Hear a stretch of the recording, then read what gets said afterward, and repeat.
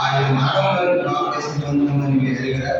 కాబట్టి తండ్రి మహిమ వలన క్రీస్తు మృతుల నుండి ఎలా లేపడంలో అలాగే మనం నూతన జీవం పొందిన వారిని నడుచుకున్నట్లు మనం బాప్తిసం వల్ల మరణంలో పాల్గొన్నట్లే ఆయనతో కూడా పాతి పెట్టబడుతుంది.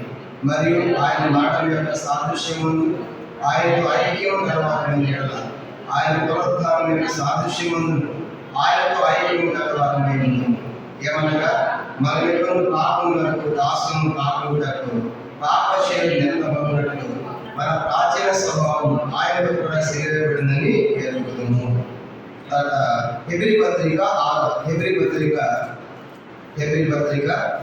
6వ అధ్యాయం అపోస్తలుడైన పౌలు రాసిన హెబ్రీ పత్రిక 6వ అధ్యాయము. మనకి హెబ్రీ రాసిన పత్రిక 6వ అధ్యాయం మొదటి 3 వచనాలు కూడా మనం చదువుకుంటాం. హెబ్రీ రాసిన పత్రిక 6వ అధ్యాయము మొదటి 3 వచనాలు కూడా మనం చదువుకుంటాం. కాబట్టి నిజీవ క్రియలను విడిచి మారు మనసు పొందుటై దేవుని యందు విశ్వాసమును బాప్తిస్మము వచ్చిన బోధయు హస్త నిక్షేపములు ముద్దుల పునరుద్ధానములు నిత్యమైన తీర్పు పునాది మరలా వేయక క్రీస్తును వచ్చిన మూలోపదేశం మాని సంపూర్ణ మౌతుకు సాగిపోదుము. దేవుడు సరించిన మనవరాలు చేయము. కవి లేఖన భావం దీవించి మనందరితో కూడా మాట్లాడుతుందా. మరి 2 భాగాలను చదువుకున్నాం. రోమపత్రిక 6వ అధ్యాయం 3 నుంచి 6 వచనాలు, హెబ్రీ పత్రిక 6వ అధ్యాయం మొదటి 3 వచనాలు చూసినప్పుడు ఈ బాప్తిసానికి సంబంధించిన పునాది సత్యాలు అంటారు. అంటే పునాది సత్యాలు. కాబట్టి హెబ్రీ 6వ అధ్యాయంలో ఆ పునాది సత్యాలు మనం చూస్తాము. కాబట్టి అన్ని కూడా జతలుగా మనకు కనబడతాయి. పునాది సత్యాలు అన్నప్పుడు పునాది అనేది ఒకసారి వేస్తారు. పునాది ఎన్నిసార్లు వేస్తారు? ఒకసారి. మరలా వేసేది దానికి ఒకసారి పునాది వేస్తే దాని మీద ఆధారపడి ఉంది ఎన్ని శ్రేయాలని ముందుగానే డిసైడ్ అవుతారు అనమాట. కనుక పునాది ఎంత వేస్తున్నారు, భవిష్యత్తులో ఎన్ని ఫ్లోర్లు వేస్తారు. కానీ పునాది గట్టిగా ఉంటే పైన ఎన్ని బిల్డింగ్స్ అయినా ఎన్ని ఫ్లోర్లు మనము కట్టవచ్చు. క్రైస్తవ జీవితానికి కూడా బాప్తిస్మం అనేది పునాది. కానీ పునాది అనేది సరిగా వేసుకోవాలి. కనుక పునాది స్థిరంగా వేసుకోవాలి. కదలించబడకుండా వేసుకోవాలి. మరలా వేసేది కాదు. కాబట్టి పునాది చాలా గట్టిగా వేసుకోవాలి. ఏంటంటే పునాది సత్యాలు 6వ అధ్యాయం కదా. కాబట్టి నిర్జీవ క్రియలను విడచి అన్నాడు. కనుక అంటే ఒకప్పుడు జీవం లేని వాటిని సేవించాము, ఇప్పుడు వాటిని విడిచిపెట్టాలి. నిర్జీవమైన కంటే జీవం లేని వాటిని మనము విడిచిపెట్టాలి. వీటిని సేవించాము, పూజించాము, ఆరాధించాము, అవన్నీ నిర్జీవమైనవి. కానీ అంటే జీవము లేదు. అంటే జీవము దేవుడు ఒకడే అనేస్తున్నాం. కాబట్టి ఆ నిర్జీవులను విడవాలి. రెండో చెప్పాడు మారు మనస్సు పొందుటయు అనగా మారు మనస్సు పొందటువంటి మనస్సును మార్చుకోవటం. ఒకప్పుడు లోకంలో ఉన్నాము, ఇప్పుడు లోకంలో నుంచి నేను దేవుని వైపు తిరుగుతున్నాను అని చెప్పేది మారు మనస్సు. కాబట్టి మారు మనస్సు పొందడం అంటే లోకము నుండి దేవుని వైపు మనము మళ్ళుకోవాలి. అది మనం చూస్తాము. 3వది దేవుని యందు విశ్వాసం. కాబట్టి నేను దేవుని యందు విశ్వాసం నుంచి ఆయన మీద ఆధారపడతాను, ఆయన వైపు జీవిస్తాను అనే తీర్మానం ఉండాలి. ఆ తర్వాత బాప్తిస్మము పొందాలి. కనుక ఆ తర్వాత బాప్తిస్మం. ఇవన్నీ లేకుండా బాప్తిస్మం తీసుకోకూడదు. బాప్తిస్మం తీసుకోవాలని మొట్టమొదటిగా నిర్జీవమైన విడిచిపెట్టాలి. ఏవైతే సేవించావో, పూజించావో పూర్తిగా ఆ జీవమైన వాటిని తొలగించుకున్నాను చెప్పాలి. కానీ రెండవది మారు మనస్సు పొందాలి. ఒక లోకంలో జీవించాం, పాపంలో జీవించాం. ఇప్పుడు పూర్తిగా లోకం నుండి దేవుని వైపు తిరగటమే మనస్సు మార్చుకోవడమే మారు మనస్సు. ఆ తర్వాత దేవుని అందరి విశ్వాసం, దేవుని మీద ఆధారపడిన సంగతి మనం చూస్తాం. తర్వాత బాప్తిస్మం వచ్చిన బోధ, అంటే బాప్తిస్మం సంబంధించిన బోధ కూడా మనకు చేయబడుతుంది, వింటున్నాము.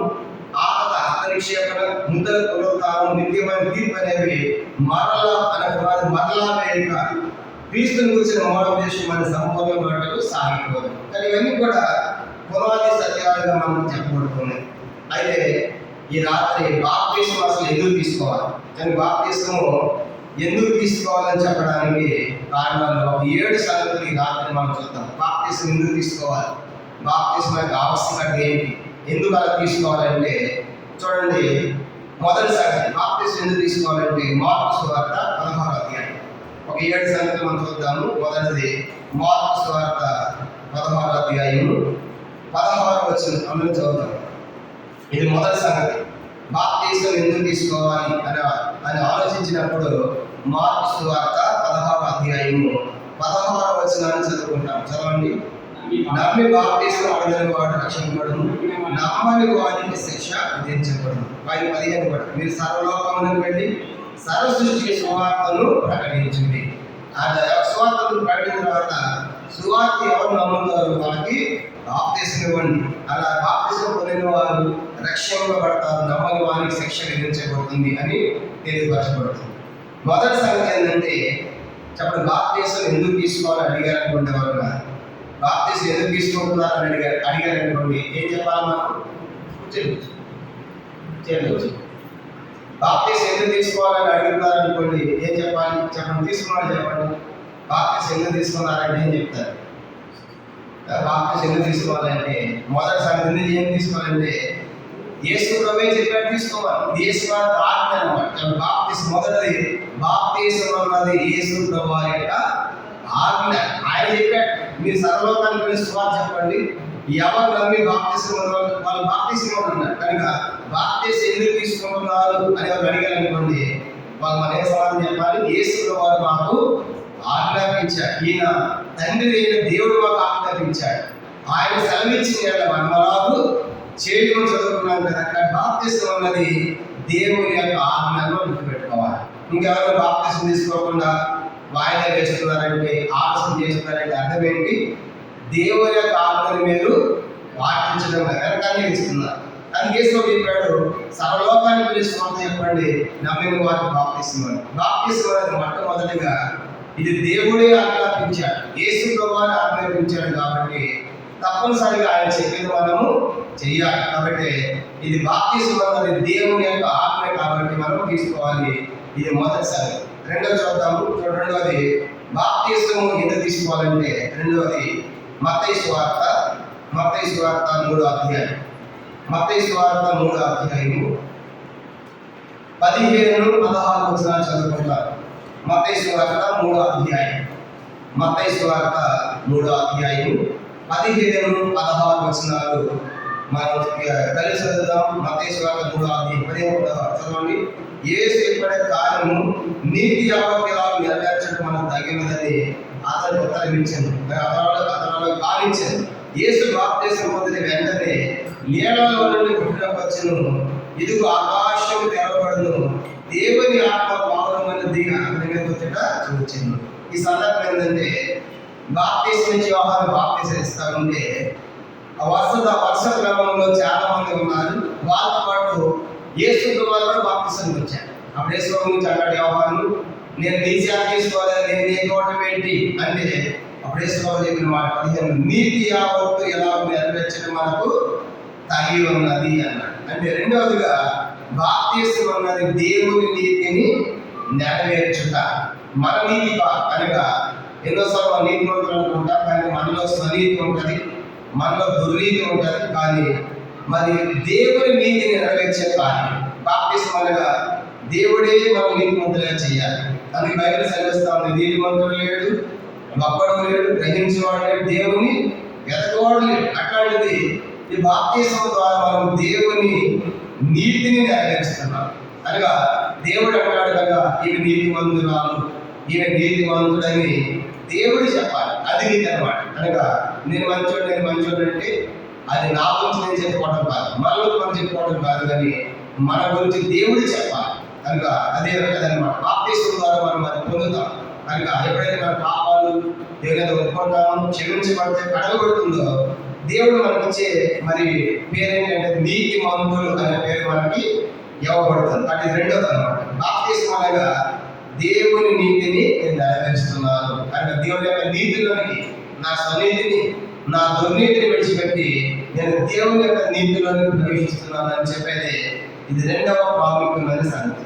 మూడవ చూద్దాము. లూకాసు వార్త బాప్తిసం అనగా మూడవది. లూకాసు వార్త 7వ అధ్యాయం 30వ వచనం. మూడవ సంగతి బాప్తిసం అనగా మొదటి దేవుని యొక్క ఆజ్ఞ నెరవేర్చే కార్యక్రమం, రెండవదిగా మొదటి దేవుని ఆజ్ఞ, రెండవదిగా దేవుని నీతి నెరవేర్చుట. మూడవది లోకాసు వార్త 7వ అధ్యాయము 30వ వచనం. లోక 7:30 చదువుకుంటాము.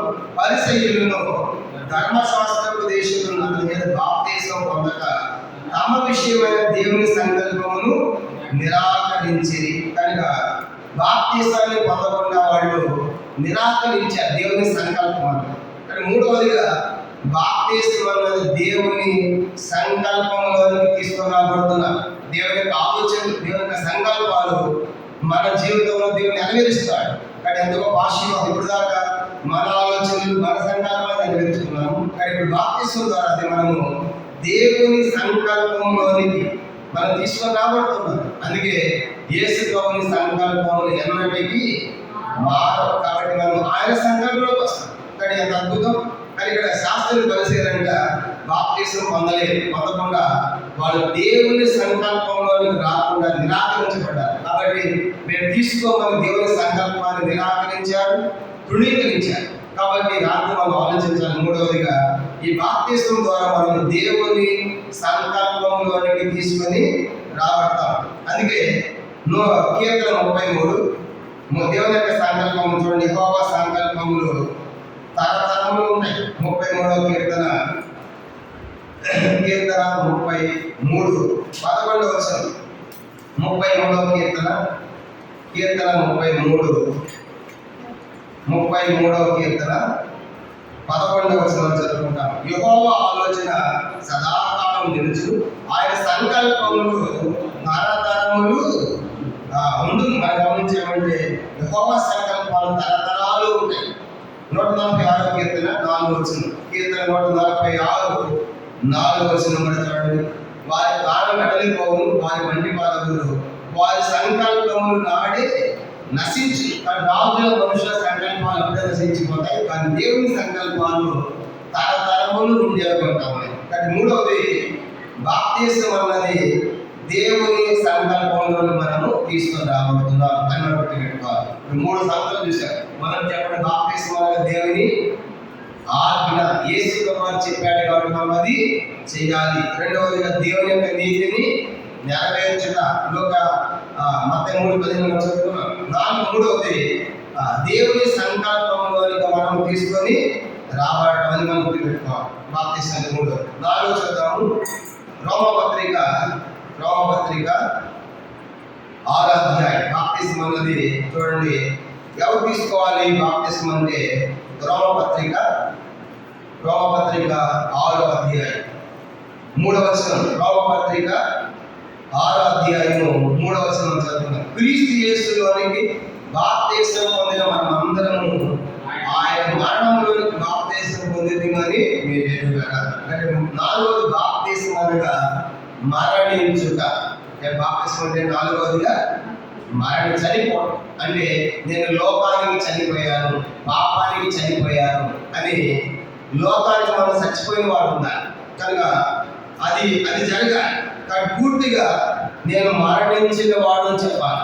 ఇక మన యొక్క అవయవాలుగా లోకానికి ఉపయోగించకూడదు. కనుక మన అవయవాలు లోకానికి చచ్చిపోయినట్టుగా ఉండాలి. ఇదే రోమాధ్యాయం చూడండి. మనం ఎక్కడ ఉండాలి? మన అవయవాలు రోమపత్రిక 6వ అధ్యాయం. ఆ మాట చదువుదాము. రోమపత్రిక 6వ అధ్యాయం 12-13 వచన. రోమ 6:12-13. కాబట్టి శరీర దురాశకు లోబడినట్లుగా చావులకు లోనైన మీ శరీరమును పాపమును ఏలనీయకుడి. 13. మరియు మీ అవయవాలను దుర్నీతి సాధనములుగా పాపమునకు అప్పగింపకుడి. కనుక ఇక నా కాళ్ళు చేతులు నా దేహం అంతా చచ్చిపోయింది పాపానికి, కానీ మన దేహము చనిపోయినట్టుగా ఉండాలి. కనుక అంటే మనలో ఉన్న పాపం పూర్తిగా నశించాలి. అవి చేతులు కానీ, కాళ్ళు కానీ, దేహం కానీ, ఈ దేహము పాపానికి చనిపోయినట్లుగా ఉండాలి అని దేవుని యొక్క వాక్యం సెలవిస్తా ఉంది. అంటే ఇప్పుడు దాకా లోకంలో పాపానికి మన దేహము, మన అవయవాలు వాడబడ్డాయి. కానీ ఇప్పుడు నేను బాప్తీసం పొందేటువంటి మనము, నేను ఆ పాపానికి చచ్చిపోయాను, ఆ లోకంలో ఉన్నటువంటి పాపానికి చచ్చిపోయానని చెప్పే కార్మికే బాప్తీసం. ఒకసారి ఒక దైవజనుడు అమృతరాజు గారని బెంగళూరులో సేవ చేశారు. గొప్ప దైవజనులు. ఆయన ట్రైన్లో వస్తూ ఉంటే ఆయన పైన సీట్లు కింద వేరే వాళ్ళు కొంతమంది కూర్చున్నారు. కింద ఉన్నటువంటి అవసరం కొంతమంది పేకాట ఆడుతున్నారు. పేకాట ఆడుతూ ఉంటే ఆ పేకాట ఆడేదానికి ఒకటి తక్కువ అయ్యాడంట. మరి ఎంతమంది ఆడతారు ఇప్పుడు దాకా నేను తెలుసుకోలేదు, అవసరం లేదు. ఇది ఒకటి తక్కువ అయితే పైన పిలిచి సార్ ప్లీజ్ ప్లీజ్ మీరు కూడా వస్తారు అడిగాడు. అంటే పైన అన్నాడంట నాకు చేతులు లేవు అన్నాడు. అతను ఏమి లేవు, అది ఉండే కాస్త చేతులు ఉన్నాయి కదండి అని అన్నాడంట. ఈ చేతులు ఏ సైకి చేశాను, ఈ చేతులు పేకాట ఆడాను, ఈ చేతులు దుర్నీతికి పాపానికి వాడకూడదు చెప్పాడు. అప్పుడు నెమ్మది కింద దిగి వచ్చాయి. ఏంటి సార్ దాని సంగతి అంటే అప్పుడు అందరూ సుమారు చెప్పాడు ఆ దైవశాను చూశారు. కాబట్టి ఒకప్పుడు ఈ చేతులు పేకాట ఆడి ఇప్పుడు పేకాట ఆడదన్నమాట. ఒకప్పుడు ఈ కాళ్ళు పాపం కోసం పరిగెత్తే పాపానికి పరిగెత్తగా నా కాళ్ళు చచ్చిపోయాయి, పాపానికి నా శరీరం చచ్చిపోయింది, నా చేతులు చచ్చిపోయింది. ఒక విధంగా చెప్పాలంటే పూర్తిగా లోకానికి చనిపోయినట్టుగా ఉండాలి కనుక చనిపోయినట్టు జరగాలి అనగా మనలో ఉన్న పాపము నశించాలి. అందుకే ఇక మన శరీరంలో దుర్నీతి సాధనములుగా వాడగడకూడదు అనమాట. అలా ఉన్నారు చూడండి, ఎంతో మంది సినిమా యాక్టర్స్ ఉన్నారు, కొంతమంది మంచిగా పాటలు పాడేవాళ్ళు ఉన్నారు. ఒకప్పుడు లోకంలో బాగా పాడేవాళ్ళు దేశంలో నమ్ముకున్నారు నేను సినిమా పాటలు పాడాను అంటే ఈ కంఠం ఈ నోరు ఏసైకు ఇచ్చేసాను అదనమాట అర్థం. కానీ లోకాన్ని చనిపోవడం అంటే ఒకప్పుడు లోకానికి ఇలాగా ఎన్నో వాటికి మన దేహం వాడబడింది, వినియోగించబడింది. దేశంలో నమ్మిన తర్వాత దుర్నీతి దానికి నా యొక్క దేహం వాడను, నా చేతులు కానీ కాళ్ళు కానీ వాడను, ఇవన్నీ చచ్చిపోయినాయి అని చెప్పడం. అంటే పాపానికి మనము చనిపోయి ఉండాలి. ఇప్పుడు బాప్తిసం తీసుకునే వాడుగా జరగాలి. నేను సినిమాకి చచ్చిపోయాను, చుట్ట బీడి సిగరెట్ ఏవైతే ఉన్నాయో, ఏవైతే పాపం ఉందో వీటన్నిటి చనిపోయాయని చెప్పేవారికి ఆ బాప్తిసం ఇవ్వాలన్నమాట. కాబట్టి అవి చనిపోకుండా పాపం చేసుకునేవాడి బాప్తిసం తీసుకుంటే ఏం జరిగింది, నువ్వు బాప్తిసం పొందావు కదా ఏం కాదని సాతాను లోపల గూడు కట్టుకుంటాడు. సంఘంలో సాతాను తన సంఘాన్ని స్థాపిస్తాడు. ఎట్లా నిజమైన మారు మనసు లేకుండా బాప్తిసం లేకుండా తీసుకుంటారు కొంతమంది. ఎందుకంటే మా భర్త మునిగాడు, నేను మునిగాను, లేదా మా ఫ్రెండ్స్ ఇద్దరు కలిసి మునుగుతామని కొన్నిసార్లు ఇలా మారు మనసు లేకుండా వాళ్ళు ఇప్పిస్తూ ఉంటారు. నీ భర్త వందాలు కాదు కదా నీకు ఎందుకంటే లేదన్నా మేము ఇద్దరు ఒకేసారి మునగాలి, ఇద్దరు మునుగుతారు. ఒకరు మారు మనసు ఒకరు మారు మనసు. అప్పుడు సాతాను ఏం చేస్తాడు, ఇంట్లో కూడా సాతాను గుడి కట్టుకుంటాడు. నువ్వు మార్గం పొందావులే, బాప్తిసం పొందావు కదా అని సాతాను వారి దాకా తీసుకెళ్తాను ఉంటాడు. అలాగా సంఘంలో సాతాను ప్రవేశం కలుగుతుంది. నిజమైన కార్యం జరగకుండా బాప్తిసం పొందితే దేవుడి బిడ్డని చెప్పుకుంటాను, కానీ సాతాను ధర్మం నడిపించబడతాం. ఇప్పుడు తప్పించాలంటే పోవాలంటే నేను పాపానికి చచ్చిపోయాను అని చెప్పాలన్నమాట. అట్లా పాపం చనిపోయావా, లోకంలో పాపాన్ని చనిపోతే మనం బాప్తిసము తీసుకోవచ్చు. ఒక యవనస్తుడు కాలేజీకి వెళ్ళేవాడు. కాలేజీకి వెళ్ళేటప్పుడు రోజు కూడా ఒక గంట సేపు ముందు పోతాడు కాలేజీ. ఎందుకంటే ఆ కాలేజీ రెండు వైపులా పెద్ద పెద్ద సినిమా వాల్ పోస్టర్స్ బోర్డులు ఉంటూ ఉంటాయి. ఆ సినిమా బొమ్మలు అన్నీ చూసుకుంటా ఒక నిమిషం ఆపుకుంటా అన్నీ చూసుకోబోయేటప్పటికి గంట పడుతుంది అనమాట. అంటే గంట ముందు బయలుదేరి ఆ సినిమా పోస్టర్స్ అన్నీ చూసుకుంటా కాలేజీకి వెళ్తాడు. మనం వచ్చేటప్పుడు కూడా అంతే అన్ని చూసుకుంటూ వస్తాడు. ఇప్పుడు ఆ వ్యక్తి మారు మనసు పొందాడు, యేసుని నమ్ముకున్నాడు, బాప్తిసం తీసుకున్నాడు. ఇప్పుడు అదే దారిలో పోవాలంటే మళ్ళీ ఏం కనపడాలి, రోజు యథావిధిగా ఆ పోస్టర్ సినిమాని కనపడతాయి. ఎట్లా ఇప్పుడు యేసుని నమ్ముకున్నాడు కదా, ఆ సినిమా పోస్టర్ చూడకూడదు కదా, చట్నీ చూడకూడదు కదా అని ఎట్లా ఆయన ఆలోచన చేసుకుని ఒక తీర్మానం చేసుకుని ఆ కాలేజీ దగ్గర రాగానే ఎక్కడైతే వాల్ పోస్టర్స్ స్టార్ట్ అవుతాయో అక్కడ రాగానే కళ్ళు మూసుకుని నేను చచ్చిపోయాను అని పరిగెత్తాడు. కళ్ళు మూసుకుని అది పరిగెత్తి దానికి కళ్ళు మూసుకుని మళ్ళీ పని తెరిచాడు. అక్కడ కాలేజీ దగ్గర మళ్ళీ కాలేజీ వస్తా ఉంటే మళ్ళీ కళ్ళు మూసుకుని ఆ పోస్టర్స్ రాగానే నేను చచ్చిపోయాను పని పరిగెత్తుకునే కళ్ళు తెరిచాడు. నిజంగా చెప్పిన ఆ వ్యక్తి సినిమాలు పోస్ట్ చచ్చిపోయాడా లేదా, చచ్చిపోయాడు. అట్లాంటి వాళ్ళు బాప్తిసం అది జరగాలి. అట్లా సినిమా కావచ్చు, చట్టం కావచ్చు, ఏమైతే మన లోపల పాపం ఉందో అవన్నీ చచ్చిపోయాయి. అనగా ఒకవేళ చచ్చిపోకపోతే దేవుడిని విడిచిపెడతాం, ఒప్పుకుంటాను దేవుని అంత. అందుకే వాళ్ళ టైం ఉంటుంది, వచ్చి వాళ్ళ ఉంది కాబట్టి ఇంకా ఏమైనా సర్దేసుకోవాలంటే ఒప్పుకోవాలంటే పంటగా మోకరించి దేవుని సన్నిధిలో మనం ప్రార్థన చేస్తాం. దేవుడు అన్ని బయలుపరుస్తాడు, చూపిస్తాడు. కాబట్టి అవన్నీ మనము ఒప్పుకోవాలి. ప్రభు ఈ పాపం ఉందని వాటన్నిటిని ఒప్పుకొని మనము చచ్చిపోయిన వారు అంటే అప్పుడు మనం బాప్తిసం వారికి ఇస్తాం అన్నమాట. దాన్ని 4వ బాప్తిసం అంటే పాపానికి మనము చనిపోవాలి. ఇది 4. 5 చూద్దాము. ఇది రోమపత్రిక 6వ అధ్యాయం. రోమపత్రిక 6వ అధ్యాయము 4వ చదువుదాం. ఇది 5వ సంగతి. రోమపత్రిక 6వ అధ్యాయం 4వ వచనం. కాబట్టి తండ్రి మహిమ వలన క్రీస్తు మృతుల్లోని ఎలా లేపడను, అలాగే మనము నూతన జీవం పొందిన వారిని నడుచుకున్నట్లు మనం బాప్తిస్మం వల్ల మరణంలో పాల్పొందుటకై ఆయనతో కూడా పాతి పెట్టబడింది. 4వది బాప్తిస్మం అంటే పాతి పెట్టబడడం. 4 బాప్తిస్మం ఏంటంట? పాతి పెట్టబడాలి. చనిపోయాడు అనుకోండి, చనిపోయిన వ్యక్తి ఏం చేయాలి? వెంటనే పాతి పెట్టాలన్నమాట. అనగా ఇప్పుడు పాతి పెట్టాలి అంటే దాని అర్థం ఏంటంటే, ఎవరు పాతి పెడతాము అంటే పూర్తిగా చనిపోయినవాడు. పూర్తిగా ఏమన్నా వ్యక్తి చనిపోతేనే పాతి పెడతానికి అవకాశం. కనుక ఆ మధ్య ఒక ముసలం ఉందంట, వృద్ధురాలు పెడతా ఉంది. ఇక్కడ నుంచి ఫోన్ చేశాను అమెరికా వాళ్ళ బంధువులకి. కనుక చాలా అనారోగ్యంగా ఉంది, డాక్టర్లు చెప్పారు కొన్ని రోజుల నుంచి చనిపోతుందని, మీరు చూడాలనుకుంటే వెంటనే బయలుదేరండి అని చెప్పేసి అమెరికాలో వాళ్ళ బంధువులు చెప్పారు. ఇప్పుడు ఒక వారం టైం ఇచ్చారు డాక్టర్లు, ఈ వారం నేను చనిపోతుంది ఇక అని చెప్పారు అనమాట. వాళ్ళు ఏం చేశారు? అమెరికాలో వెంటనే రానుకోని టికెట్లను బుక్ చేసుకున్నారు. ఈ వారం తప్పించి వారం అయితే చచ్చిపోయింది కాబట్టి అన్ని కార్యక్రమాలు జరిగి చేరిపోతామని రానుకోని టికెట్ బుక్ చేసుకున్నారు. ఇండియా వచ్చారు. డాక్టర్ చెప్పిన సమయానికి ముస్లిం చనిపోతుంది. ఇప్పుడు ఏం చేయాలి? చనిపోవట్లేదు కాబట్టి అన్ని అవయాలు పాడైపోయినాయి. ఇప్పుడు దగ్గర చనిపోయింది కాబట్టి ఇప్పుడే తీసుకెళ్ళి పార్టీ పెట్టి వెళ్ళిపోదాం అమెరికా అని అనుకోవచ్చా? అట్లాంటి కేసు అవుతుంది. పోలీసులు అంతా అర్థమైందా? అంటే ఇప్పుడు పూర్తి ఏమవ్వాలి? పార్టీ పెట్టాలంటే ఏమవ్వాలి? ముస్లిం పూర్తిగా చచ్చిపోవాలన్నమాట. కానీ ఇప్పుడు వాళ్ళ లక్షల టికెట్లు వేస్ట్ అయినా పర్వాలేదు, కనుక కేసు అవుతుంది అనమాట. అంటే ఎవరిని పార్టీ పెడతామంటే పూర్తిగా చనిపోయిన వాళ్ళు. అంటే లోకానికి మనము చనిపోవాలి. నాకు ఆత్మీయ జీవితంలో కూడా నేను లోకానికి పాపానికి చనిపోయినని చెప్పడమే బాప్తిస్మం. ఇప్పుడు అందుకే నీటి సమాధి చేస్తుంది. నీళ్ళతో ఉంచుతాం. అర్థం ఏంటంటే ఈమె లోకాన్ని చనిపోయింది, పాపాన్ని చనిపోయింది అని పాది పెట్టడం అనమాట. అలాగూ నీటి సమాధి మనము జరిగిస్తున్నాం. కనుక చనిపోయిన వాడు పెట్టి కనుక పైకి కనపడమాట. పగ ఉండదు, కక్ష ఉండదు, అసూయ ఉండదు. ఇవన్నీ కూడా ఆ వ్యక్తిలో కనపడదు. అంటే 5వది బాప్తిస్మం అంటే పాతి పెట్టవాడు. అలా ఎవరిని పాతి పెట్టాలంటే లోకంలో పాపానికి, లోక సంబంధమైన ఆచారాలు కావచ్చు, పద్ధతులు కావచ్చు, దేవునికి వేరైన వాటన్నిటికీ చనిపోయిన వ్యక్తిని మనము పాతి పెడతాం. కానీ ఇప్పుడు 5 సంగతులు చెప్పారు. మొదటి బాప్తిస్మం అని చెప్పి దేవుని యొక్క ఆత్మను నెరవేర్చాలి. 2వది బాప్తిస్మం అంటే దేవుని నీతిని నెరవేర్చేది. 3వది బాప్తిస్మం అంటే దేవుని యొక్క సంకల్పంలోని తీసుకొని రావడం. 4వది బాప్తిస్మం అంటే లోకానికి పాపాన్ని చనిపోవడం, మరణించడం. 5వది బాప్తిస్మం అంటే పాతి పెట్టబడు. ఇప్పుడు మరి కేశవం నమ్మిన తర్వాత బాప్తిస్మం ఇచ్చాం, వాళ్ళు పాతి పెట్టారు. ఇప్పుడు 6వది ఏం జరుగుతుంది? కీర్తి పత్రిక 4వది బాప్తిస్మం అంటే పాతి పెట్టిన తర్వాత ఏం చేయాలంటే వ్యక్తి మళ్ళా కీర్తి పత్రిక 3వ అధ్యాయం.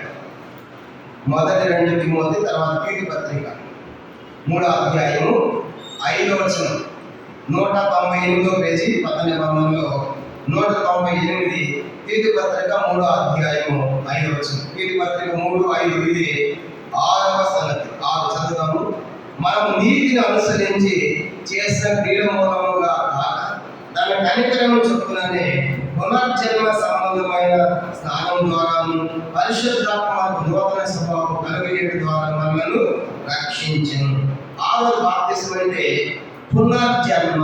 4వది బాప్తిస్మం అంటే ఏంటంటే పునర్జన్మ అంటే చనిపోయి మరలా పుట్టడం. అర్థమైందా?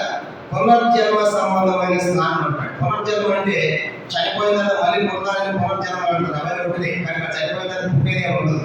మనుషులు ఒకసారి మృతి పొందవాళ్ళు అన్న తర్వాత తీర్పు జరుగుతుంది. కానీ పునర్జన్మ ఉండవు. కానీ ఈ పునర్జన్మ ఏంటంటే ఇప్పుడు మన తల్లిదండ్రులు పుట్టాము, తల్లిదండ్రులు పుట్టిన మనము లోకానికి చనిపోయి పాపాన్ని చనిపోయి పాతి పెట్టబడి పైకి వస్తున్నాము కదా, అదే కొత్త జన్మ, అదే పునర్జన్మ. అందుకే అదే పైన జన్మ అంటాడు. యోహాను సువార్త 3వ అధ్యాయం. యోహాను సువార్త పునర్జన్మ అంటే మళ్ళీ చనిపోయిన పుట్టేది కాదు, మనం బ్రతికుండగానే పైనుండి జన్మ, తనకి తిరిగి జన్మించడం. యోహాను సువార్త 3వ అధ్యాయం 3వ వచనం చదువుకుంటాము. యోహాను సువార్త 3వ అధ్యాయం 3వ వచనం. అందుకు యేసు అతనితో, ఒక కొత్తగా జన్మించిన కాలంలో దేవుని రాజ్యమును చూడలేడని నీతో నిశ్చయంగా చెప్పు. కొత్తగా జన్మించడం అంటే మళ్ళీ తల్లి గర్భంలోకి పుట్టనే కాదు. అది కొత్తగా జన్మించడం అంటే ఎక్కడ జన్మించాలి? కొత్తగా 5వ వచనం చూడండి. కొత్తగా జన్మించడం అంటే కొత్తగా పుట్టడం అంటే ఎక్కడ పుడతాము? 5వ వచనం. యేసు ఒక నీటి మూలముగాను ఆత్మ మూలముగాను జన్మించే కాలి దేవుని రాజ్యంలో ప్రవేశం. నీటి మూలముగా ఆత్మ మూలముగా అంటే ఇప్పుడు నీటి బాప్తిస్మం ద్వారా మరి ఆత్మ ద్వారా మనం దేవుని పుడతాం, దేవుని పిల్లలు అవుతాం. యోహాను సువార్త 1వ అధ్యాయం. యోహాను సువార్త 1వ అధ్యాయం. యోహాను సువార్త 1వ అధ్యాయం చూడమాట 13వ వచనం. యోహాను సువార్త 1వ అధ్యాయం 13వ వచనం. వారు దేవుని వలన పుట్టిన వారే కానీ రక్తం వలనను శరీరచ్చ వలనను మానుషత్వం వలన పుట్టిన వారు కాదు. కనుక దేవుని వలన పుట్టిన వారు అని పుట్టడం అంటే మన తల్లిదండ్రులు జన్మించినట్టుగా రక్తముతో మాంసముతో శరీర కోరికతో మనం పుట్టాం. మన తల్లిదండ్రులు దేవుని పుట్టేది అక్కడ పుట్టేది కాదు. దేవుని పుట్టడం అంటే మన రక్తంతో శరీరంతో మనుషుల కోరికలు తెచ్చడం పుట్టేది కాదు. దేవుని పుట్టడం అంటే ఎట్లా పుట్టాం? దేవునికి పైన 12వ వచనం. పైన చూడండి. తను ఎవరు అంగీకరించారో వారికి అందరికీ అనగా తన నామమునందు విశ్వాసం ఉంచిన వారికి దేవుని పిల్లలపై అధికారము అనుగ్రహించింది. యేసు ప్రభువుని విశ్వాసం ఉంచడమే దేవునికి పుట్టడం. దేవుని పుట్టడం అంటే యేసు ప్రభువునందు విశ్వాసం ఉంటే చాలు, నువ్వు దేవుని కుమారుడు అయిపోతావు, దేవుని కుమార్తె అయిపోతావు. అంతేగాని మన తల్లి పుట్టినట్టుగా శరీరంతో కోరికతో ఇచ్చతో పుట్టేది కాదు. కాబట్టి ఇప్పుడు 6వది బాప్తిస్మం అంటే ఏంటంటే పైనుంచి జన్మ, కొత్త జన్మ, దాని రక్షణ, మారుమనసు, పాపక్షమాపణ, ఇలా ఎన్నో పేరు చెప్పబడ్డాయి. కానీ ఇప్పుడు పాతి పెట్టిన వ్యక్తిని మరలా పైకి లేపుతున్నాం. నీటిలో నుంచి పైకి లేపగానే చెప్పండి ఇప్పుడు అదే జన్మ అంట క్రొత్త జన్మ. అంటే ఇప్పుడు నేను కొత్తగా పుట్టాను, దేవునికి పుట్టాను, విశ్వాసము ద్వారా నేను దేవునికి పుట్టాను. మొదటి యోహాను పత్రిక 5వ అధ్యాయం. మొదటి యోహాను పత్రిక దేవుని పుట్టడం అంటే ఏం చేయాలి మనము? మొదటి యోహాను పత్రిక 5వ అధ్యాయం. మొదటి యోహాను పత్రిక 5వ అధ్యాయం మొదటి వచనం, పేజ్ నెంబర్ 223, కొత్త నిబంధనలో పేజ్ నెంబర్ 223. మొదటి యోహాను పత్రిక 5వ అధ్యాయం మొదటి వచనం. యేసే క్రీస్తు ఉన్నాడని నమ్మకవాడు దేవుని మూలముగా పుట్టి ఉన్నాడు అన్నమాట. దేవుని పుట్టడం అంటే యేసే క్రీస్తు అన్నమాట. యేసు క్రీస్తుని నమ్మటమే, ఆ యేసే క్రీస్తు అని యేసు క్రీస్తు వారిని నమ్మటమే దేవుని పుట్టడం. ఆయన నమ్మటం అంటే ఆయన యందు విశ్వాసం ఉంచడం. కాబట్టి ఇప్పుడు 6వది బాప్తిస్మం అనేది ఏంటంటే పునర్జన్మ. పైకి లేచిన తర్వాత ఇక నేను దేవునికి పుట్టాను. నేను దేవునికి పుట్టాను. ఈ జన్మ దేవుని కోసమే జీవిస్తాను. ఇప్పుడు చనిపోయాను కదా, లోకంలో జీవించాను, పాపంలో జీవించాను, వాడు చనిపోయాను, వాడంటే సమాధి చేశాను. ఇప్పుడు నేను కొత్తగా పుట్టాను, విశ్వాసం ఉంచాను, నేను దేవుని వరకే జీవిస్తాను అని చెప్పడమే బాప్తిస్మం. కాబట్టి అది జరగాలన్నమాట. కాబట్టి 6వది దీన్ని కొత్త జన్మ అన్నారు. ఇక నుంచి పాపం చేయకుండా నేను దేవుని కుమారుడు అయిపోయాను, దేవుని కుమార్తె అయిపోయాను, పాతవన్నీ పాతి పెట్టాను, కొత్తగా పైకి లేచాను. అదే కొత్త జన్మ, పునర్జన్మ. కనుక పైనుంచి జన్మించడము, ఇక నుంచి నేను పైవాడు దేవుని కోసం జీవించేవాడని చెప్పడమే బాప్తిస్మం అన్నారు. అది ఇది 6వ సంగతి. కనుక అలాగూ బాప్తిస్మం ద్వారా మనం కొత్త జన్మ, కొత్త జీవాన్ని పొందుతాం. రోమపత్రిక 6వ అధ్యాయం, అదే నయా జీవం, నూతన జీవం. రోమపత్రిక 6వ అధ్యాయం.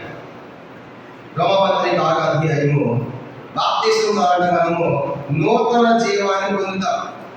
రోమపత్రిక 6వ అధ్యాయం 4వ వచనం. రోమపత్రిక 6వ అధ్యాయం 4. కాబట్టి తండ్రి మహిమ వలన క్రీస్తు మృతులను ఎలాగ లేపడను, అలాగే మనము నూతన జీవం పొందిన వారిని నడుచుకున్నట్లు మన బాప్తిస్మం దానిలో పాలు పొందుతాయి. ఆయన కూడా పాతి పెట్టబడి నూతన జీవం పొందిన వారిపై నడుచుకున్నట్లు. కానీ బాప్తిస్మం ద్వారా, ఈ పునర్జన్మ ద్వారా నూతన జీవాన్ని మనము పొందేవారు. అనగా ఈ నూతన జీవంలో నేను దేవుని లాగే జీవిస్తాను, నేను దేవుని కుమారుడు, దేవుని కుమార్తె, నేను దేవునికి పుట్టినవాడని చెప్పాను. కాబట్టి ఇది చాలా అద్భుతమైనది. అప్పుడు దేవునికి పుట్టడం అంటే చెప్పండి, దేవుడు మనకి ఏమవుతాడు? తండ్రి అవుతాడు. దేవుడు మనకు తండ్రి, మనం ఆయన కుమారులము కుమార్తెలమయ్యాం. అప్పుడు దేవునికి తండ్రి అయినప్పుడు నిజంగా దేవుడు పుట్టినప్పుడు దేవుడు ఎంత సమీపంగా మనం అడగొచ్చు. గాంధీ పత్రిక 4వ అధ్యాయం. గాంధీ పత్రిక చూడండి. దేవుడు మనకు తండ్రి అయినప్పుడు ఆయన పుట్టినప్పుడు మనం ఏమడిగి ఇస్తాడంట? అబ్బా తండ్రిని మొదలుపెట్టే ఆత్మ మనకి ఇస్తాడు. అట్లా దేవుడికి మనం సమీపం కావాలి. గలతీ పత్రిక 4వ అధ్యాయం 6వ వచనము 7వ వచనం కూడా 170వ పేజీ పాత నిబంధనలో గలతీ పత్రిక 4వ అధ్యాయం 6వ వచనం చదవండి. మీరు కుమారులై ఉన్నందున నాయన తండ్రి అని మొదలుపెట్టి తన కుమారుని ఆత్మను దేవుడు ఆ ఆత్మని మన హృదయంలోనికి పంపాడు. కాబట్టి దాసులు కాదు, కుమారుడవే. కుమారుడు దేవుని ద్వారా వారసు. ఇప్పుడు కుమారులకి ఏం ఆధిక్యత ఉందంటే కుమారుడు నాయన తండ్రి అనిపించే ఆధిక్యత ఉంది. కానీ ఇప్పుడు కుమారుడు అయిపోయావు, దేవుని పుట్టావు, కానీ ఇప్పుడు దేవుని తండ్రి అని పిలవచ్చు, నాయన అని పిలవచ్చు. అప్పుడు ఆ దేవుడు తన కుమారుని ఆత్మయించాడు కాబట్టి మనం ఆయనకు వారసులమే, కుమార్తెమే. ఎందుకు ఆధిక్యత? అమ్మ అని పిలిచే ఆధిక్యత ఎంత గొప్పది. అమ్మ అని పిలిచే పిలుపులు చాలా ఉంటాయి. ఉదాహరణ, మనం ఇంట్లో ఉన్నాము, బయట భిక్ష వస్తాము. కొన్నిసార్లు అమ్మ అదే భోజనం పెట్టు, దానం చేయడానికో వాళ్ళని అమ్మని పిలుస్తారు. ఇంకా మన పిల్లలు కూడా అమ్మ అని పిలుస్తారు. రెండు ఒకేలా. ఆమె వేరే, ఈ పిలిపే కనుక ఆమె భోజనం కోసం పిలిచే పిలుపు ఒకటే, కానీ దాంట్లో ఎంత వ్యత్యాసం, ఎంతో తేడా. ఇదేమో కుమార్తె, వాళ్ళేమో బయటికి వాళ్ళు. ఇప్పుడు దేవుడు కూడా మనము కుమార్తె అయితే ఏమని పిలవచ్చండి? దేవుడు మనము తండ్రి నాయన అనిపించే ఆ గొప్ప ఆధిక్యత మనం పొందుతాం. అది ఆయన కుమార్తెలు మాత్రమే. వాళ్ళ కుమార్తెలు చివరికి వాళ్ళు ఏమవుతారు? దేవునికి వారసులు అవుతారు. వారసులకి ఏమంటుంది చెప్పండి? చివరికి వారసులకి ఏమవుతుంది? వారసులకు స్వాస్థ్యం కూడా ఉంటుంది. మనమంతా మన దగ్గర ఉన్నదంతా ఎవరికి రాస్తాం? చివరికి చనిపోయిన తర్వాత మన వారసులు ముందే రాస్తారు, వీళ్ళ భగవానికి ఇది నా వారసులు చెందాలి. అర్థమంటే వారసులు అయితేనే స్వాస్థ్యం. అర్థమైతే వారసులు కాకపోతే స్వాస్థ్యం లేదు, ఆస్తి లేదు. కనుక అందుకే పత్రికలో ఒక సందర్భం కూడా దేవుడు కూడా చెప్తాడు. ఒక యజమాని ద్రాక్ష కొత్తగా చెందిపోతాడు. కొన్ని దినాలకి ఆ యొక్క వసూలు చేస్తున్నామని మమ్మల్ని పంపిస్తే వాళ్ళు మొదటి 2వ దాసాలను కూడా చంపుతారు. చివరికి ఏం చేస్తారంటే నా కుమారుడు పంపిస్తాను అని చెప్పారు. కానీ వాళ్ళు అనుకుంటారు ఇతర కుమారుడు ఇతనికి నిజంగా స్వాస్థ్యం ఉంది కాబట్టి ఇతను చనిపోయిన స్వాస్థ్యం మనము స్వాధీనం చేసుకుంటామంటారు. మధ్య సభ్యులు ఉంటారు. కానీ ఇప్పుడు కుమారునికి ఏమంటుందంట? స్వాస్థ్యం. కానీ కుమారులకు మాత్రం మనకి అక్షయమైన స్వాస్థ్యం, నిర్మలమైన స్వాస్థ్యం, వాడవారి స్వాస్థ్యం, పరిశుద్ధ తేజవాసుల స్వాస్థ్యం, ఇవన్నీ కూడా మనకి పొందుతాం. కాబట్టి ఆ రోజుగా కొత్త జన్మ ద్వారా మనం దేవుని కుమార్తెలు అయిపోతాం, ఆయన మన తండ్రి అయిపోతాడు. అది మాత్రమే కాదు, మనకి స్వాస్థ్యం కూడా పరలోకంలో ఉంటుంది. అది ఈ బాప్తిస్మం ద్వారా, పునర్జన్మ ద్వారా, కొత్త జన్మ ద్వారా మనం పొందుతాం. మీరు 7వ దాకా చదువుదామా? గలతీ పత్రిక 3వ అధ్యాయం. బాప్తిస్మం అంటే 7వది. గలతీ పత్రిక 3వ అధ్యాయం. గలతీ పత్రిక 3వ అధ్యాయం 27వ వచనం చదువుకుంటాం. గలతీయులకు రాసిన పత్రిక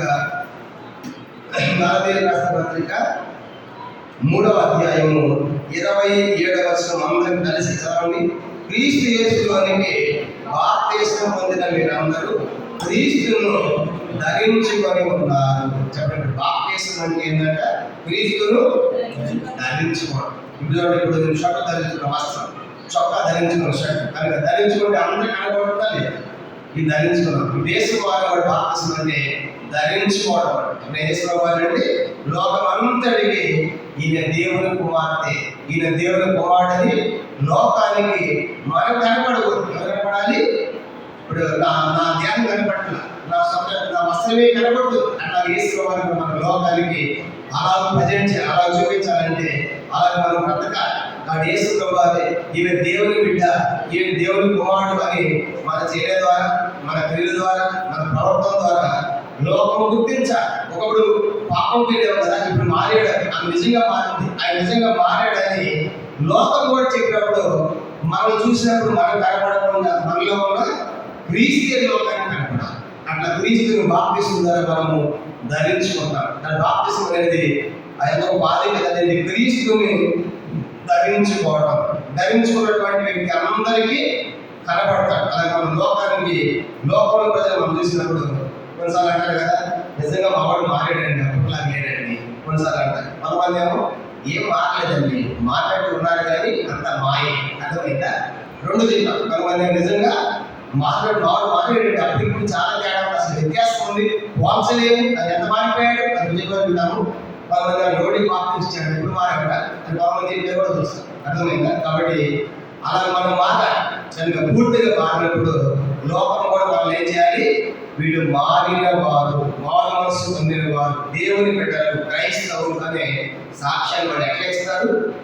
మనతో కాదు, మన పైన ఎట్లా ధరించుకున్న వస్త్రాన్ని ఆ క్రీస్తుని ధరించుకోవడం ద్వారా, లోకానికి క్రీస్తు కనబడడం ద్వారా వీళ్ళు మారిన వ్యక్తులు అనేది వాళ్ళకి అర్థమవుతుంది అన్నమాట. అలాగే లోకంలో మనం జీవించాలి కనుక ఆ దేవుని కోసం మనం తీర్మానం కూడా చేసుకోవాలన్నమాట, మారిన వ్యక్తులు అని చెప్పేసి. కాబట్టి ఇవన్నీ జరగాలి. ఇవన్నీ జరిగినటువంటి వాళ్ళకి బాప్తిసానికి వాళ్ళు సిద్ధమన్నమాట. తర్వాత కొత్త నిబంధనలో సంఘం స్థాపించబడింది కదా, చూడండి 5 నిమిషాలు ముగించేద్దాం. అపొస్తలుల కార్యంలో వాళ్ళు 3000 మంది బాప్తిసం పొందారు. 3000 మంది ఆడ బాప్తిసం ఎట్లా పొందారో కొత్తలో కొన్ని సంగతులు మనం చూసుకుంటున్నాం. బాప్తిసము పేతురు గారు సువార్త చెప్పినప్పుడు ప్రారంభ సంఘం, ఆది సంఘం యెరూషలేములో వాడి బాప్తిసం ఒక్కరోజు 3000 మంది పొందారు. ఆ 3000 పొందిన వాళ్ళ యొక్క సీక్వెన్స్ ఆర్డర్ చూడండి ఎట్లా పొందారు. అపొస్తలుల కార్యములు 2వ అధ్యాయం మొట్టమొదటి కొన్ని సంగతులు ఉన్నాయి, చదువు ముగిద్దాం. అపొస్తలుల కార్యములు 2వ అధ్యాయము 38వ వచనం. 38 పేతురు మీరు మారు మనస్సు పొంది, మొట్టమొదటి ఏమన్నారంట? మారు మనస్సు పొంది మొదటి. రెండో చూడండి 38వ వచనంలో మారు మనస్సు పొందిన తర్వాత 38 పాపక్షమాపణ ప్రతివాడు యేసుక్రీస్తు బాప్తిసము పొందుడి అని మొట్టమొదటి మారు మనస్సు, ఆ తర్వాత బాప్తిసం. మారు మనస్సు పొందకుండా పాపాన్ని చనిపోకుండా బాప్తిసం పొందకూడదు. అని మారు మనస్సు పొంది మొదటిది మారు మనస్సు పొందాలి, ఆ తర్వాత రెండోది బాప్తిసం అన్న పొందాలి. ఆ తర్వాత ఏమవుతుందంట 38వ వచనం, అప్పుడు మీరు పరిశుద్ధాత్మ వరమును పొందుదు. అంటే మొదటి మారు మనస్సు పొందాలి, రెండోది బాప్తిసం పొందాలి, మూడవదిగా పరిశుద్ధాత్మ అనే వరం కూడా మనము పొందుతాం.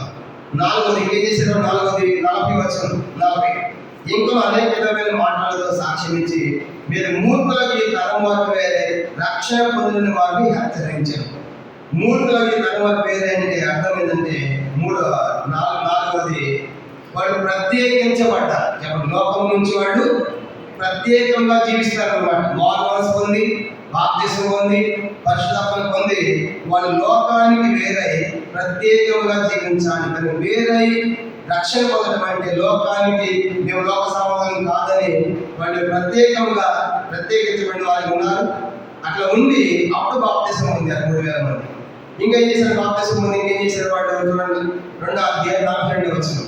2:42 అపొస్తలుల బోధనలో ఉన్నారు, తర్వాత సహవాసంలో ఉన్నారు, తర్వాత రొట్టె విరిచారు, తర్వాత ప్రార్థన చేయండి. కానీ ఇప్పుడు బాప్తి రక్షణ మనం ఎదగాలంటే దినదినానికి కూడా ఇవన్నీ జరగాలి. మొదటిది మారు మనసు పొందాలి, రెండోది బాప్తిసం, మూడోది పరిశుద్ధాత్మ వరాన్ని పొందుతాం, నాలుగవదిగా లోకం నుండి మనము వేరే జీవించాలి, ఐదవదిగా అపొస్తలుల బోధ దేవుని వాక్యంలో మనము ప్రతి ఆదివారం ప్రతి సంఘముల కార్యక్రమాల్లో పాల్గొని ఆత్మీయంగా ఎదిగించబడాలి. ఇది ఐదవది.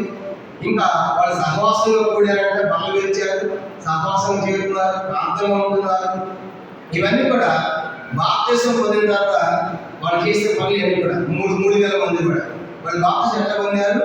మొదటి మారు మనస్సు, తర్వాత ఆ తర్వాత బాప్తిసం, ఆ తర్వాత పరిశుద్ధాత్మ వరాన్ని పొందారు, ఆ తర్వాత లోకం నుంచి వేరయ్యారు. తర్వాత వేరైనటువంటి వారు ప్రభు యొక్క బోధలోను, ప్రభు యొక్క సహవాసం, ప్రభు యొక్క సహవాసంలోను, ప్రభు బలలో పాల్గొంటున్నారు, ప్రార్థనలో ఉంటున్నారు.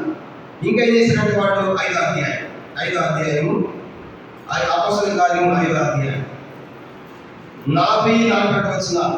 అపొస్తలుల కార్యం 5వ అధ్యాయము 40-41 వచనాలు. వాళ్ళ మాట సంబంధించి అపొస్తలులను పిలిపించి కొట్టించి యేసు నామమున బట్టి బోధింపకూడదని ఆజ్ఞాపించి వాళ్ళు విడుదల చేశారు. 41 ఆ నామము కొరకు అవమానం పొందుటకు పాత్రలని ఎంచబడినందున వారు సంతోషించుటకు మహాసభ్యుడి వెళ్ళిపోయాయి. ఆ తర్వాత దేవుని నమ్ముకున్నందుకు గాను వాళ్ళు కొన్ని అవమానాలు వచ్చాయి, వాళ్ళు కొన్ని కష్టాలు వచ్చాయి. కనుక సిలువ మోసే జీవితం వాళ్ళకి వచ్చింది. అయినప్పటికీ కూడా ఆ కష్టాలు అవమానంలో మేము దేవుని కొరకు ఈ యొక్క అవమానాన్ని భరిస్తామని చెప్పేసి వాళ్ళు కుంగిపోకుండా సంతోషం వెళ్ళిపోయారు. అంటే ఇదేం తెలియజేస్తా ఉందంటే సిలువ మోయే జీవితం. యేసునామమున మనకి లోకంలో ఆయన ద్వేషించింది, మనం ద్వేషిస్తుంది కాబట్టి అది మనం ఎరిగి ఈ లోకంలో ఎన్ని అవమానాలైనా నీ కొరకు నేను భరిస్తాను, నీ కొరకు జీవిస్తానని మనం కలిగి ఉండాలి. ఇంకా వాళ్ళు ఏం చేశారంట చూడండి, రెండో అధ్యాయము ముగిచేద్దాం. 2వ అధ్యాయము 46వ వచనం. అపోస్తలుల కార్యం 2వ అధ్యాయం. బాప్తిసం పొందినటువంటి వారికి వాళ్ళు చేసిన పని ఏంటంటే 2వ అధ్యాయం 46 చదువుతాం. 2వ అధ్యాయం 46 చూడండి. మరియు వారు ఏకమనస్సుగా ప్రతి దినము దేవాలయంలో తప్పక కూడుకోవచ్చు, ఇంటెంట వెళ్తూ దేవుని స్తుతించుచు ప్రజలందరి వలన దయ పొందిన వారే. తర్వాత బాప్తిసం పొందినటువంటి వీళ్ళు దేవుని స్తుతించాలి కూడా, దేవుని ఆరాధించాలి కూడా. కాబట్టి దేవుని ఆరాధించాలి, క్రమంగా దేవుని మనము స్తుతించేది కూడా మనం అలవాటు చేసుకోవాలి. కాబట్టి అసలు ఎప్పటిగా మనం స్తుతి ఆరాధన చేసుకోవాలి. కాబట్టి ఇప్పుడు వాళ్ళు ఏం చేశారంటే దేవుని స్తుతిస్తూ ఉన్నారు, దేవుని ఆరాధిస్తూ ఉన్నారు. ఇది బాప్తిసం పొందిన తర్వాత నోరు వేసి దేవుని ఆరాధిస్తున్నారు కూడా. ఇంకా ఏం చేస్తున్నారు వాళ్ళు? 45 వచ్చింది. 45 ఇది కాక వాళ్ళు తమ చిరాస్తులను అమ్మి అందరికీ వాళ్ళ రక్షణ కలది మంచి పెడుతుంది. కనుక వాళ్ళు సమర్పణ కలిగిన వారిగా, దాతృత్వం కలిగిన వారు ఉంటున్నారు. వారు కలిగే తీసుకొచ్చి దేవుని సేవ కూడా వాళ్ళు వినియోగించారు అనమాట. ఇవన్నీ కూడా ప్రారంభ సంఘంలో బాప్తిసం పొందిన వారు చేసిన కార్యాలు. ఒకటి మారుమనసు పొందారు, ఆ తర్వాత రెండవదిగా బాప్తిసం తీసుకున్నారు, మూడవదిగా పరిశుద్ధ వరాన్ని పొందారు, నాలుగవదిగా ప్రత్యేకంగా జీవిస్తున్నారు, ఐదవది అపొస్తలుల బోధ, ఆరవది సహవాసం, ఏడవది ప్రభు యొక్క బల్ల, ఎనిమిదవది ప్రార్థన ఉన్నారు, తొమ్మిదవది ఎన్ని అవమానాలు వచ్చినా భరిస్తున్నారు, 10వ ముగిసేమంటే దేవుని స్తుతిస్తూ ఉన్నారు. అంత మాత్రమే కాదు, దేవుని సేవ కొరకై వాళ్ళ భాగాలు, వాళ్ళ సమర్పణ తీసుకొచ్చి కూడా అప్పగించారంట. అవన్నీ తీసుకొచ్చి దేవుని సేవకు సహకరించారు. అది వాళ్ళ చిరాసును అమ్మి దేవుని పాదాలు పెట్టారు. ఇంకేం చేస్తున్నారు వాళ్ళు? చివరి 47 వచ్చింది.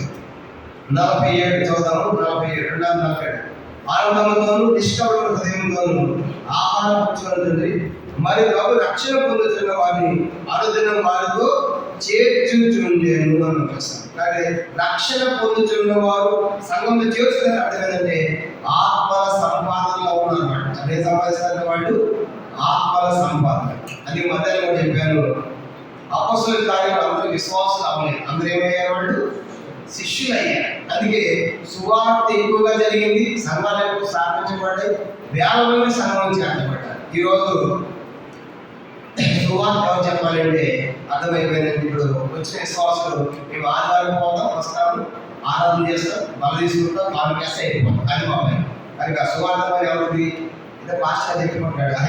అది ఇది నాలుగు మన సంఘమే కాదు, అన్ని సంఘాల్లో కూడా నోరు తెలిసి సువార్త చెప్పేవాళ్ళు ఉన్నారా? చాలా తక్కువ అన్నమాట. అసువార్త ఎవరంటే అది మనకు సేవలు పని, పాస్టర్ పని అనుకుంటారు. కానీ ప్రారంభ సంఘము అందరూ చెప్పారు, అర్థమైంది, అందరూ చెప్పారు. అంటే వారి విశ్వాసం శిష్యులు అవ్వమంటే 10 ఒకరికి అదే పని. కనుక వృద్ధుల నుంచి వారు చెప్పారు కాబట్టి ఎన్నో వేలం చేర్చబడ్డారు. ఈరోజు కొన్ని స్థలంలో పాస్టర్ గారు కూడా చెప్పలేకపోతున్నారు సువార్త. ఆ మధ్య ఒక స్థలంలో ఒక క్రైస్తవ స్కూల్ పెట్టాడు ఆయన. అది ఏసీ స్కూల్ అన్నమాట. కాలేజ్ స్కూల్ అంతా ఏసీ, చిన్నపిల్లలకి. ఆ ప్రిన్సిపల్ గారు ఏసీలో నమ్ముకుని అప్పుడప్పుడు యానివర్సరీ చేస్తూ ఉంటారు కదా. ఆ రోజు ఏం చేశారంటే ఈ పాస్టర్ గారు, ఈ యొక్క కాలేజీ ప్రిన్సిపల్ గారు ఫ్రెండ్ ఒక ఆయన పాస్టర్ గారు అయితే నేను ప్రిన్సిపల్ గారా, నేను చెప్పుకుంటే మా దేశం గురించి అక్కడ చాలా మంది హైందవులు ఉన్నారు, ముస్లిమ్స్ ఉన్నారు, చాలా మంది ఉన్నారు, బయట. కానీ ఏ పండుగలు చేయలేదు స్కూల్, ఒకే పండుగ చేస్తాడు. అదేంటంటే యానివర్సరీ రోజు పండుగ అంటే మీటింగ్ పెట్టి చక్కగా దేవుని యొక్క వాక్యం చెప్పిస్తాడు. నేను చెప్పాడు, ముందు చాలా మంది ఉంటారు, మంచి వాక్యం చెప్తే ఆ పాస్టర్ గారు వచ్చి కానీ మంచిగా కట్టెక్కమని అవి వేసుకున్న సూట్లు కోట్లు అలా ఉంటాయి కదా, అవన్నీ ధరించి పాస్టర్ గారు అలా ఉన్నాడు, మెడల్స్ అన్నీ వేసుకున్నాడు. ఒక్క సువార్త మాటలు వస్తే ఒకటి ఏం చెప్పలేదు. అక్కడ తల్లిదండ్రులు ఎట్లా ఉండాలి, పిల్లలు ఎట్లా వెళ్తాయి, ఎవరు బాగా చెప్పాడు. అవన్నీ బాగుంటుంది, జనరల్ లోపల అన్నీ చెప్పేసాడు. అని చెప్పాడు కానీ నోటీస్ సువార్త చెప్పాలి. ఈ ప్రిన్సిపల్ గారు చాలా ఆయన బాక్స్ పంపించాడు. ఎవరు? ఈ ప్రిన్సిపల్ గారు బాగా వచ్చి ఆయన గుర్తు నుంచి రావాలి. ఆయన అయిపోయిందని ఎవరు నేను యూట్యూబ్ దాంట్లో చూపించాడు. ఆయన చూడాలి అసలు భాష నోటీస్ వాక్యం చెప్పాడు. ఆయనే వాక్యం చెప్పాడు.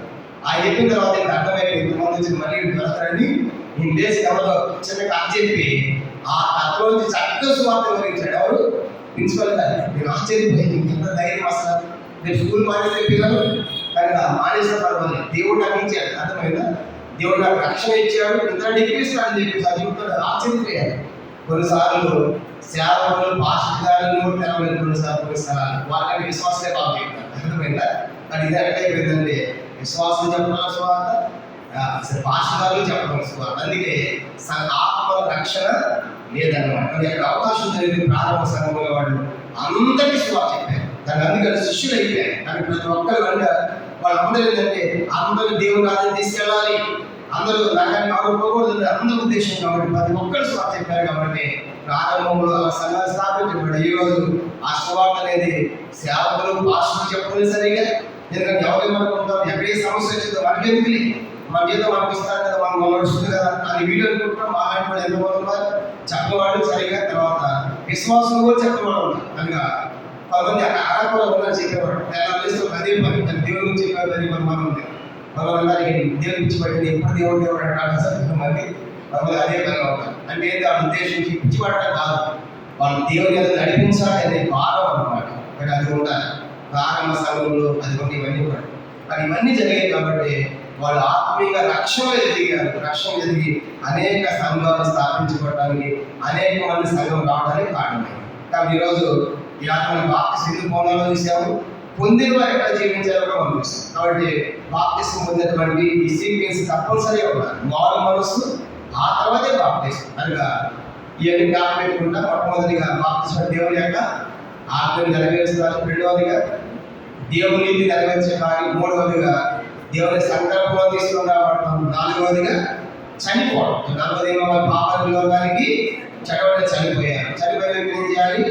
పాతి పెట్టాలి. అంటే పూర్తిగా నా పాత జీవితం అంతా సమాధి చేశారని చెప్పడం. ఆ తర్వాత పైకి తేవడం అంటే కొత్త జన్మ, కొత్త జీవాన్ని పొందుతున్నాను, నేను దేవుని కుమార్తె అయ్యాను, తండ్రి అయ్యాడని ఆయన కోసం జీవించు. ఆ తర్వాత లోకానికి క్రీస్తును మనము ధరించుకోవాలి. లోకమంతటి కూడా నేను దేవుని బిడ్డ అని అందరూ మనం గుర్తించే విధంగా మన మాటలు కానీ, మన క్రియలు కానీ, మన చర్యలు కానీ ఆ లోకాన్ని మన క్రీస్తును చూపించాలి. అలా జరిగినటువంటి వారు బాప్తిస్తానికి సిద్ధంగా. ఈ వాక్య వెలుగులో ఎవరైతే సిద్ధంగా ఉంటున్నారో, ఇలా నా జీవితం ఉంది, ఒక ఇంకా నేను మార్చుకుంటాను, ఇంకా సరి చేసుకుంటాను, ఒప్పుకుంటాను, ప్రవేద పడుకుంటానని తీర్మానం చేసుకుంటే ఒక ఎంత వారి పాపనైనా క్షమిస్తాను. ఒకవేళ ఇప్పుడు జరగకపోతే ఇప్పుడు ఈ రాత్రి అయినా సరే ప్రభా నా పాపాలన్నీ చూపించే నేను ఒప్పుకుంటా సరిచేసుకుంటానంటే ప్రభు నీకు చూపిస్తాడు.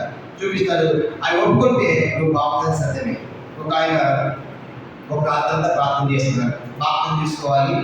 ఇంకొకరు చెప్పాడు రాత్రంతా ప్రార్థన, ప్రభా నేను పాపం చేస్తాను అన్ని చూపించే అని చెప్తా ఉంటే ఒక్కడే ఉన్నాడు. చిన్న పగులు సందుంటే ఒక ఆయన చూస్తున్నాడంట. మోకరించి పెద్ద క్యాబిన్ ప్రభా ఈ పాపం చేశాను అని చెప్పేసి అన్ని గుర్తు వస్తా ఉంటే అన్ని ఒప్పుకున్నాడు. ఇప్పుడు హృదయంలో భాగం అంతా దొరికిపోయింది, తన హృదయం తేలిపోయింది. అర్థమైంది? అలా చేసుకునేది వచ్చి మనం అన్ని ఒప్పుకుంటే మనం చేసి ఆయన క్షమించడానికి సిద్ధమైన మనస్సు అనమాట. అలాగా ఇవి జరగాలి. అది ఒప్పుకున్నటువంటి వారు బాప్తిసానికి సిద్ధమే. ఎవరైతే ఈ వాక్య పేరు నా జీవితం అనుకుంటారో అట్లాంటి వారు ఈ ప్రార్థన మీ పేరు ఇస్తే మీ పేరు రాసుకుంటాము. ఈ వారంలో మీకు బాప్తిస్మం ఫామ్ కూడా ఇస్తారు. ప్రభు చెప్పమైతే వచ్చే శనివారం బైబిల్ స్టడీ రోజు ఆ ఫామ్స్ మీకు ఇస్తాం. ఆ రాత్రి ఫామ్ అంతా కలెక్ట్ చేసి ఉదయ కాలంలో బాప్తిసాలు కలిగి ఉంటాం. ప్రార్థన చేసుకుంటాం. మోకరించండి.